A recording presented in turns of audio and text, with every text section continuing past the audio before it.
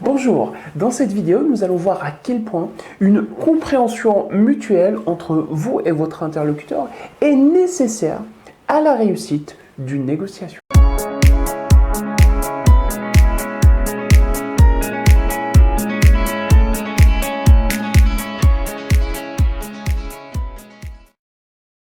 Si vous passez du temps à mener une négociation et que vous réussissiez à vous mettre d'accord avec votre interlocuteur sur un ensemble de points ou de solutions sur un sujet donné, mais qu'il s'avère que l'autre partie semble comprendre différemment ou partiellement ces solutions, alors la clôture de la négociation a de grandes chances d'aboutir à une impasse. Vous devez donc impérativement vous assurer de la bonne compréhension de votre interlocuteur.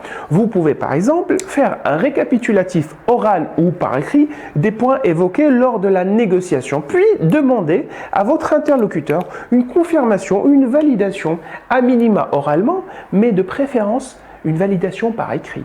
Attention, cet exercice est très important surtout dans les deux cas de figure suivants. Le premier cas de figure, concernant les négociations compliquées ou particulièrement longues, dont le risque d'oubli ou d'incompréhension est particulièrement élevé. Le deuxième cas de figure, concernant les négociations certes simples, mais où vous faites face à des interlocuteurs de mauvaise foi, dont le jeu favori est de revenir sans cesse sur leurs décisions, prétextant un oubli ou une mauvaise compréhension.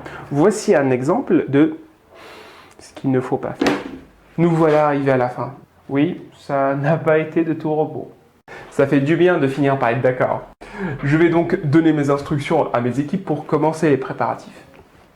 D'accord. Reprenons notre exemple précédent et voyons ensemble ce qu'il faut plutôt faire. Nous voilà arrivés à la fin. Oui, ça n'a pas été de tout repos.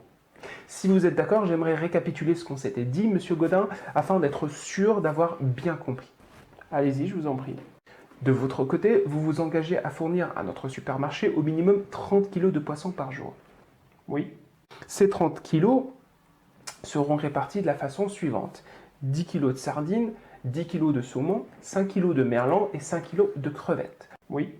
L'origine des poissons doit être française et la fraîcheur doit être constatée. Pas de poissons pêchés depuis plus d'une semaine, ni de poissons surgelés.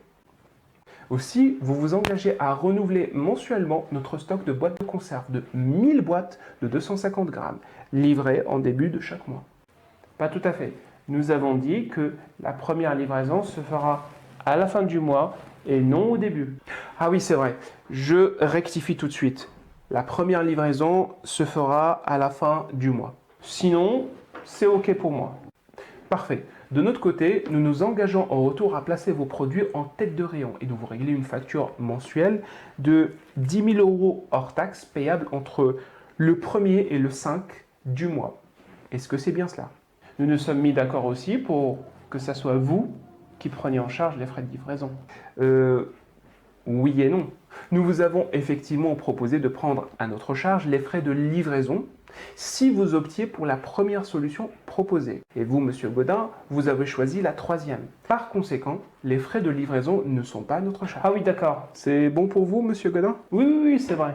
Je vais donc vous envoyer un mail qui reprend ces points et j'attends votre OK pour le début des préparatifs, en attendant la rédaction du contrat. D'accord. Merci d'avoir suivi cette vidéo.